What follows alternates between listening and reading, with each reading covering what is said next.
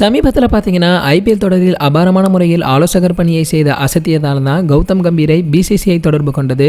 லக்னோ அணிக்கும் கொல்கத்தா அணிக்கும் சிறந்த முறையில் ஆலோசகராக பணி செய்திருந்தார். இதற்கிடையில தான் தலைமை பயிற்சியாளர் பதவிக்கு விண்ணப்பிக்க வேண்டும் என்றால் மற்ற யாரையுமே விண்ணப்பிக்க வைக்கக்கூடாது என்ற உத்தரவாதத்தை கொடுக்க வேண்டும் என கம்பீர் அவர்கள் கூறியிருக்க, ஆனால் கம்பீர் அவர்களுடன் சேர்த்து மற்றொருவரையுமே நேர்காணலுக்குமே அழைத்திருக்காங்க. சமீபத்தில் இந்திய அணியுடைய தலைமை பயிற்சியாளர் பதவிக்காக கம்பீர் அவர் நேர்காணலுக்கு சென்றார். அப்பொழுது முதல் சுற்றில் கம்பீர் சிறப்பாக பதிலளித்து அசத்தியதாக ஒரு தகவல்களுமே வெளியாகி இருந்தது. தற்பொழுது பத்திரிகை ஒன்றுக்கு பேட்டி கொடுத்த பிசிசிஐ செயலர் கௌதம் கம்பீரிடம் அடுத்த தலைமை பயிற்சியாளர் யார் என கேட்டபொழுது 2 பேரை ஃபைனல் செய்து வைத்திருப்பதாகவும் விரைவில் அறிவித்து விடுவோம் என கூறி, அதாவது கம்பீர் அவர்களுடன் WVS ராமன் அவர்களும் ரேஸில் இருப்பதாகவும் உறுதியாகி இருக்கு. அதாவது தமிழகத்தை சேர்ந்த முன்னாள் வீரரான ராமன் அவர்களுக்கு தற்பொழுது 59 வயதாகிறது. 11 டெஸ்டில் 448 ரன்களையும் 24 ஒருநாள் போட்டிகளில் 617 ரன்களையும் எடுத்திருக்காரு. 1997 முதல் 1998 வரை இந்திய அணிக்காக விளையாடி இருக்காரு. இந்த லிஸ்டில் பாத்தீங்கன்னா முன்பு தோனி அவர்கள் எல்லாம் இருந்தார். அதற்கான காரணம் என்னன்னு பாத்தீங்கன்னா, தோனி அவர்கள் ஐபிஎல் போட்டிகளில் ஓய்வை அறிவிக்க இருந்தார். ஆகையால இந்திய அணிக்கு தலைமை பயிற்சியாளராக வருவார் என பலருமே கூறி வர,